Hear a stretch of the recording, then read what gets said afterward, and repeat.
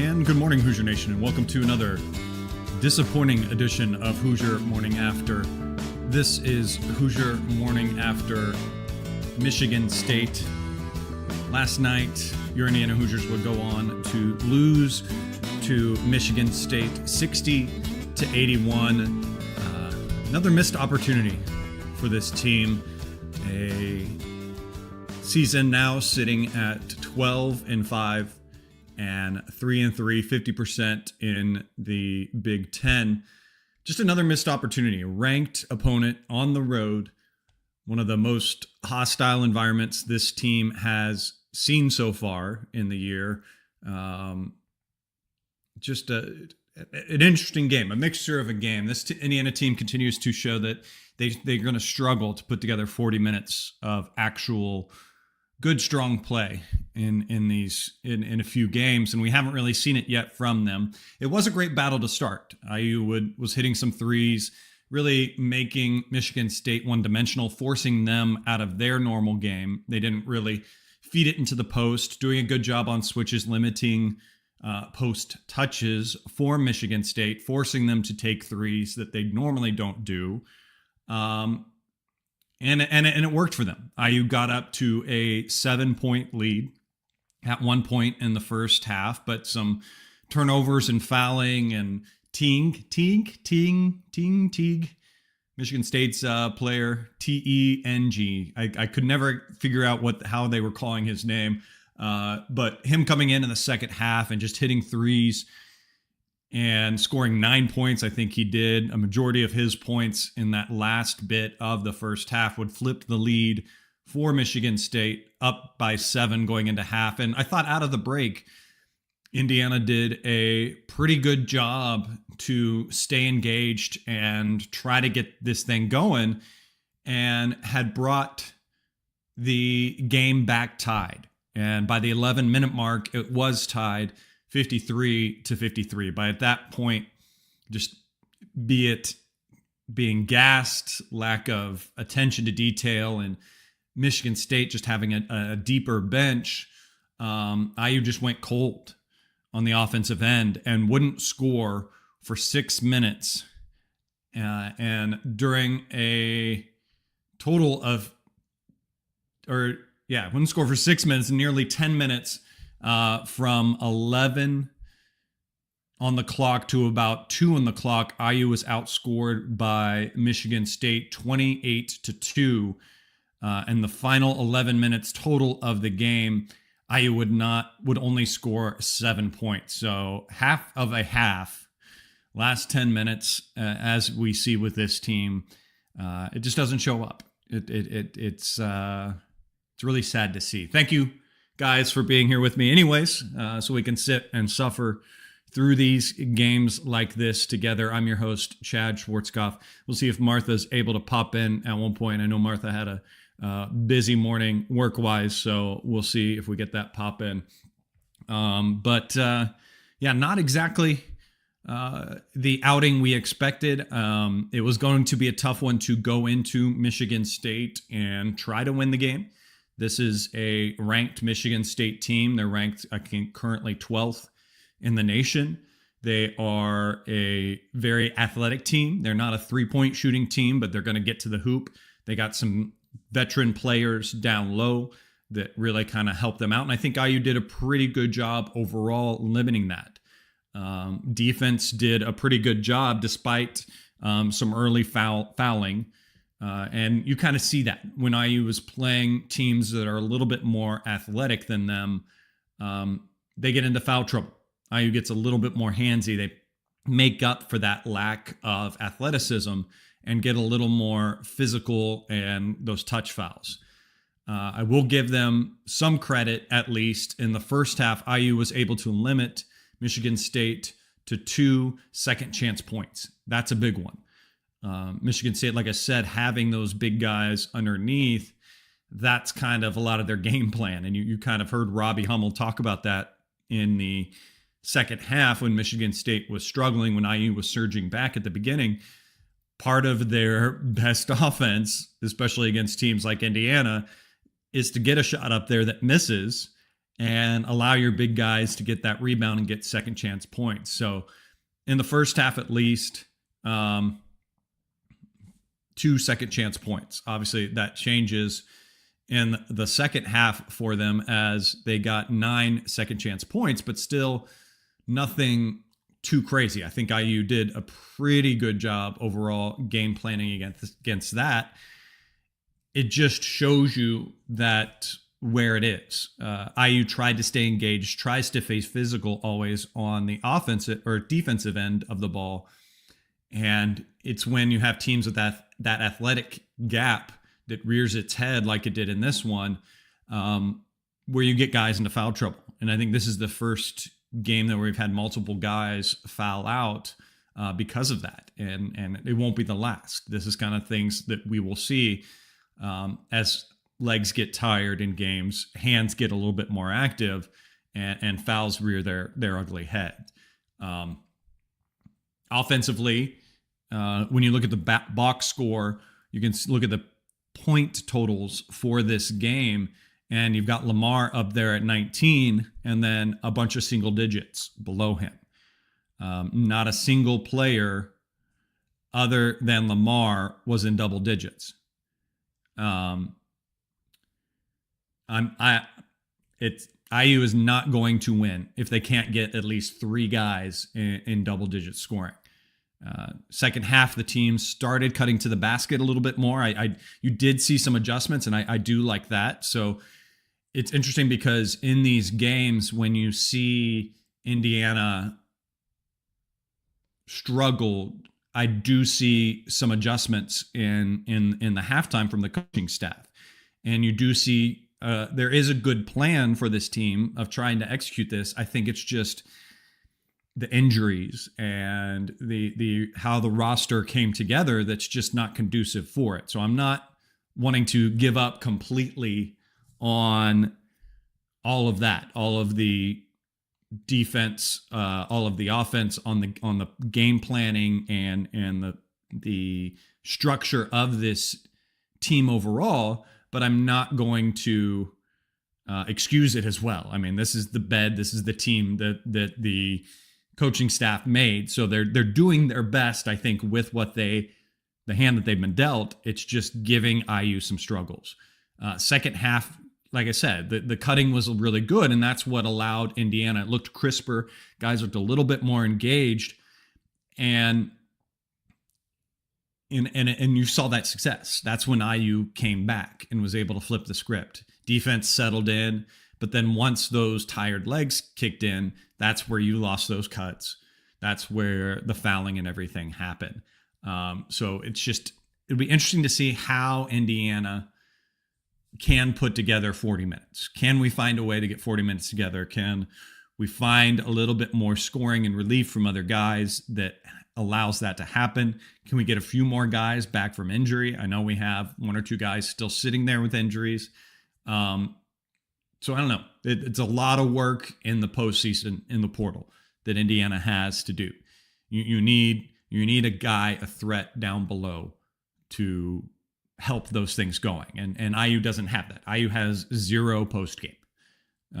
There's no post presence in this one, and it's causing this team to be one dimensional without having that guy that can be a threat in the post to be that gravity drawer like we saw before, Trace Jackson Davis. It's like almost the inverse problem that we used to have, is where all the gravity was in the post for Indiana the past couple of years. And despite trying to kick it out, IU didn't have the shooters around. Now it's the other way around. That post suck that we have, kind of 2 meanings to that phrase, isn't there, and is only there by getting drives to the basket. Touching the paint, the only way we do is getting downhill. Lamar does that, and does that in a good way to be able to get downhill and everything like that. And then you get Tate Connerway. Tatum's our main post presence in this team is him getting downhill, getting east, north, south, getting to the paint, throwing up crazy shots like he did. He had a fantastic reverse at that one point. and then being that threat to cause guys to suck in and then being able to kick it out. So hopefully we can find that in the offseason. If you have that guy that draws things in like that, then it's just going to open up the outside game so much better. So again, the word hope always comes up with me, and I'm hopeful for that in the future of this team. And I hate, as early in the season, I'm talking about what Indiana needs to do in the post season. But hey, that's where things are rearing their head right now with this team. I will say props to Lamar. Speaking about individual players in this game, he tried to put this team on his back. He went for 19 points on 6 of 14 shooting, 5 for 11 from the 3-point line, and 2 for 2 from the free throw line. So didn't get to the free throw line very much. It was kind of later in the game, as I have seen with him, where he finally started to try to get downhill on his own. That would be my one critique of him, is I would like to see him get downhill earlier to kind of cause teams to have to abandon a little bit of what they do, of the pressure of him out on the 3-point line, because that's how teams are going to play him. But I think he did what he could in this game, and he's one of those players that I hope we don't look back at this team and say, like we have in the past with some, Romeo comes to mind with that, and you get these really good players in there, and you're just unable to surround him with things that can maximize what he could be for this team. There are chances. There are players that can be, but like I was saying, the next thing I guess to talk about in this would be the point guards. I think Tucker and Enright, maybe not fully point guards, but Tucker and Enright are the players on Indiana's roster that need to be on the floor for as long as they can be. I know they aren't scoring like crazy always, but they bring an intensity and an organization on the full floor that is missed when they're not. You can kind of see that, especially when you don't have Tucker on the floor. And it's not just about his scoring threat and everything like that, but just the leadership. The cutting looks a lot crisper. The screens and the offense is a lot more active. There's a lot more movement and stuff when he's out there, because he's almost being a point guard. He's pushing the players to get into those sets and everything going. And it's too bad that you have to have a player like that. The players should be able to buy in a little bit more. And honestly, maybe, again, I hate to sound like I'm saying this excuse, but maybe it is those tired legs towards the end of the game that's causing the guys to struggle to get going for that. So you just need him for as many minutes as you can. And Enright struggled in this game because he got into early foul trouble, and then kind of got in his head when good defense by Fears, I will say, kind of mixing it up with him and causing that turnover with the fast break. But Enright's good enough to kind of brush that off. This was honestly, if you go back to last podcast that I did, I thought that Enright would be the one to get the technical in this game, not Reed Bailey, just from being frustrated in this game and just being the dog that he is. And we weren't able to see that come out. Obviously, he did get chippy a couple times, had that dangerous play that you don't want to see one of your players doing, undercutting a big guy as he goes up. But he needs to be that gnat and that annoying guy. And we didn't get to fully see that because of foul trouble and how things went in this game for him. He did at least have a moment where he did continue to be kind of a bit of a threat on the offensive side. I did like to see that he did get that.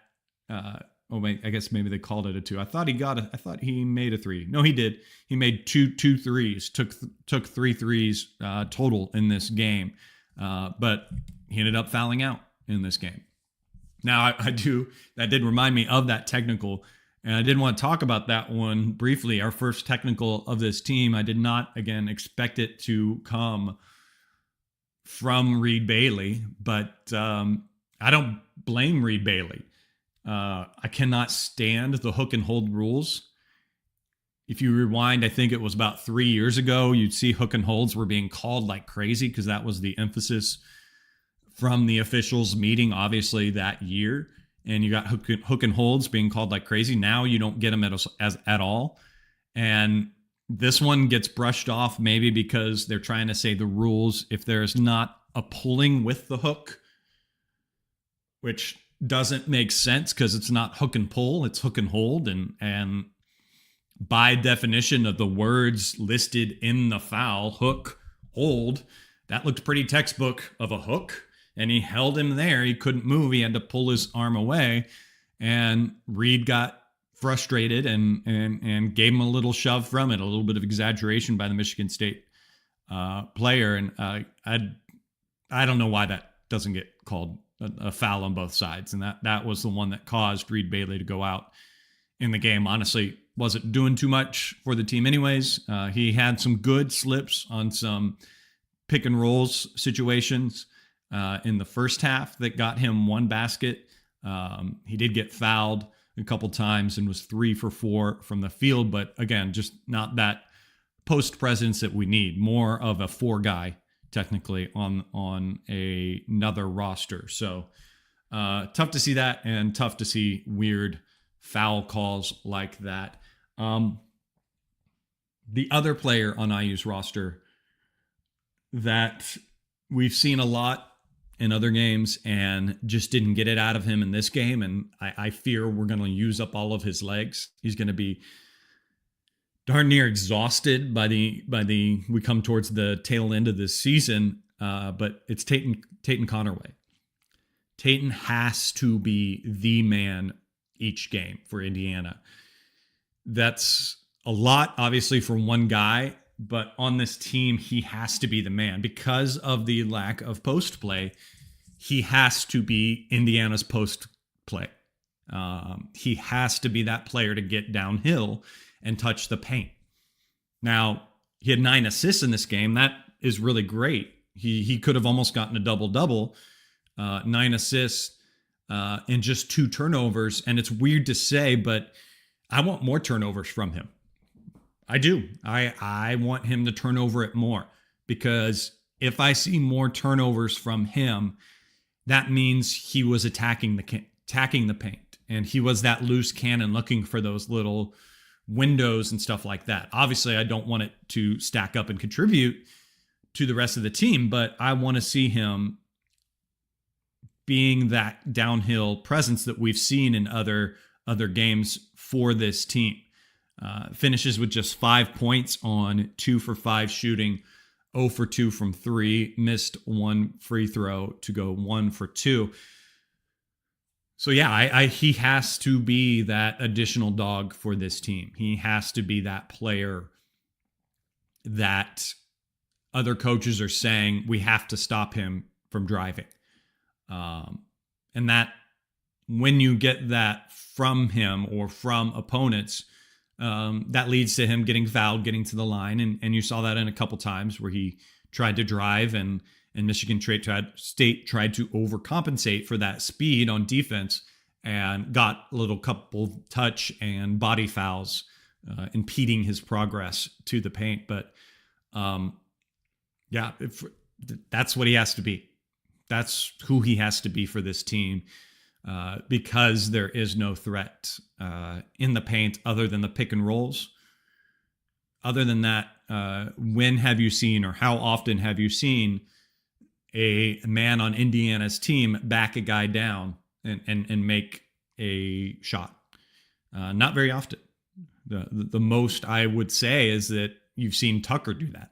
I've seen Tucker do that and do his little turnaround fade away more than I have seen IU's 2 quote unquote big men down there demanding the ball, operating and being a threat. So not to belabor that point too much, but that is where I see the biggest issue and the biggest, obviously, sticky note up on the whiteboard of Indiana's recruiting board for the offseason.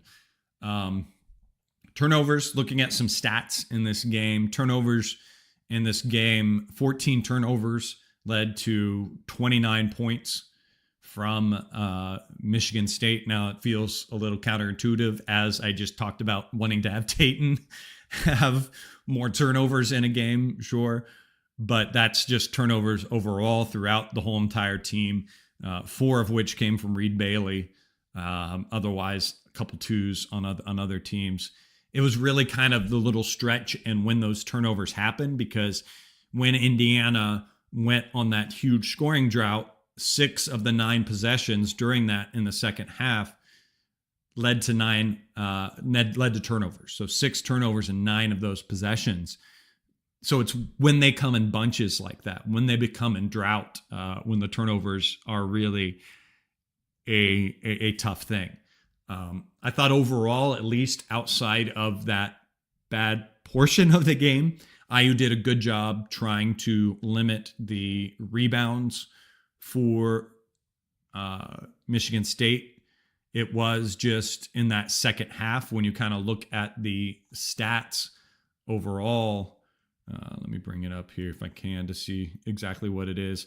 When you go 7 rebounds for Indiana to 21 by Michigan State, that's where you know the issue became an issue, and where either the ball's bouncing bad or those tired legs are struggling to go grab those baskets. So that's obviously not a fantastic thing to see on the stat sheet. Overall shooting from this team in this game, IU was 42%, nearly 43% from the field, 32% from 3-point, and 72 from the free throw. They would get to the line just 11 shots of free throws. So obviously that shows part of that attack. Stat that I always like to say in these games is assist to made baskets, and that at least looks good in 17 to 21.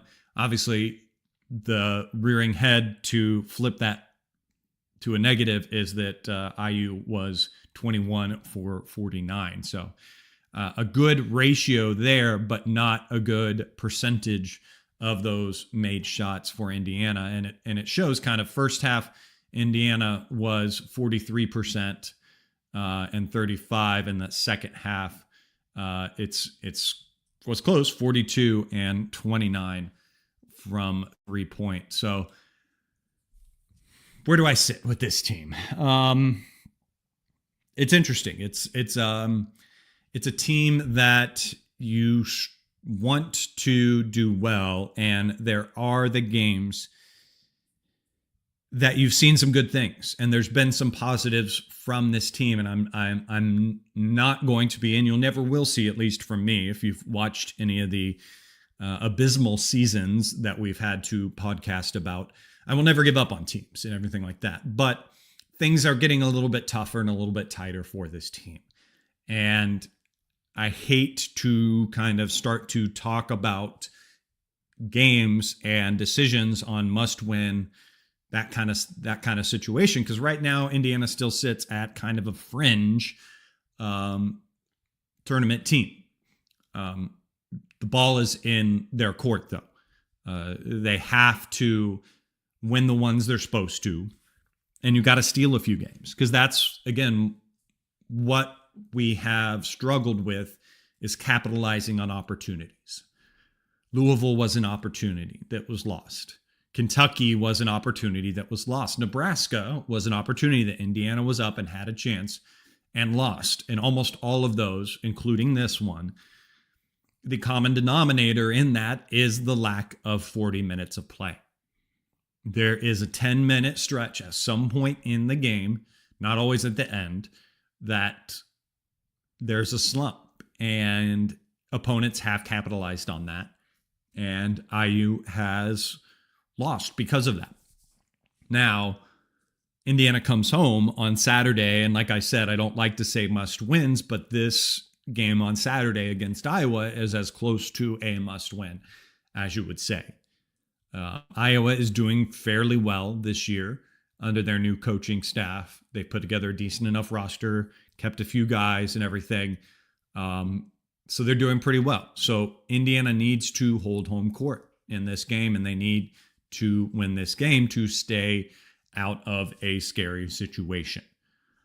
So yeah, I will take this opportunity though real quick before I forget and talk about the unofficial sponsor of this game, talking about a home game coming up with Iowa. Hoosier Ticket Project, HoosierTicketProject.org. If you find yourself a little bit more frustrated not wanting to go to this Iowa game, or headed down to Miami for football and unable to use those season tickets that you have back for basketball, think about Hoosier Ticket Project for those tickets. They will find a good home. They will find a good fans out there that may not have the financial means to get to games and get them their first experience in Assembly Hall. It's a great program, great place. Go to HoosierTicketProject.org. You can donate there. You can also give a monetary donation if you would like, and you can also nominate fans to receive tickets to Indiana games. So love what they do over there. Wish there was possibly, I need to talk to Martha and the guys at Hoosier Ticket Project. Maybe they can open a college playoff portion of that, take in donations where Hoosiers can make sure other Hoosiers are buying tickets. It doesn't have to be a free one. Maybe we buy the tickets this time, not for the outrageous price that you see on the second market for this final game. But go over there, check out HoosierTicketProject.org, a wonderful organization for Hoosier Nation. So yeah, it's a big one on Saturday, guys. It's a big one for this team, a big time win. Need to make a statement at home and put another win in the column because it could be the first bad loss for Indiana to lose this at home. I'd have to look at it again. I think it's still probably a quad 2 situation, so it wouldn't be would be Indiana's, I think, first loss out of quad 1 if they lose that one at home.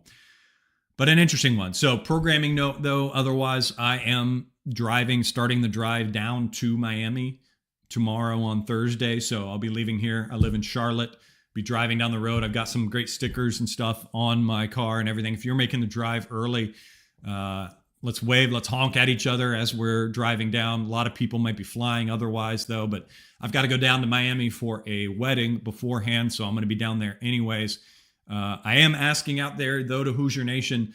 I had a ticket for the game and everything through some family friends. Unfortunately, they needed that ticket for someone else to be able to go. It was a important situation that this person goes. So I was more than willing to offer up my ticket that I do not deserve to go over this person that needed to go without going into detail like that. So that being said, I am on the market for tickets. So find me on Facebook, find me on Twitter at General Chadwick. Let me know if you have a ticket available. Don't have a huge budget to spend, so I'm not going to spend those crazy prices that you see on there, but may still, even if I don't have a ticket, try to get to at least the area, see the tailgates, hang out and everything, since I'm going to be down there anyways.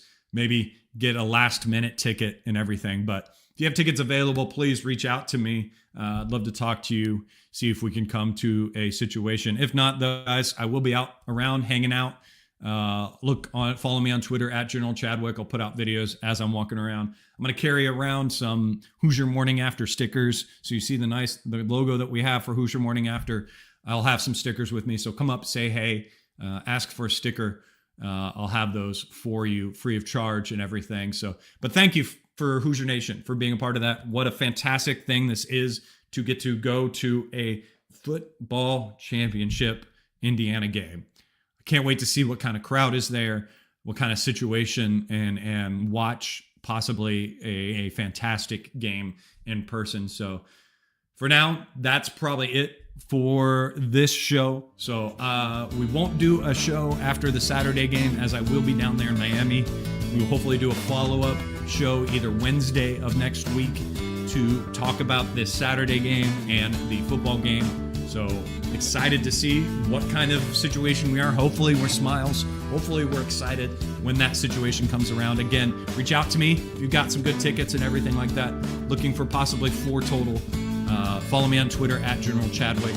There you can find out more information about the show. Follow me along as I am at the game and everything. Until then, guys, go out there. Have yourselves a wonderful day. Be safe driving. As we say in the family, walk talk. Watch out for the other guy. And let's go Hoosiers.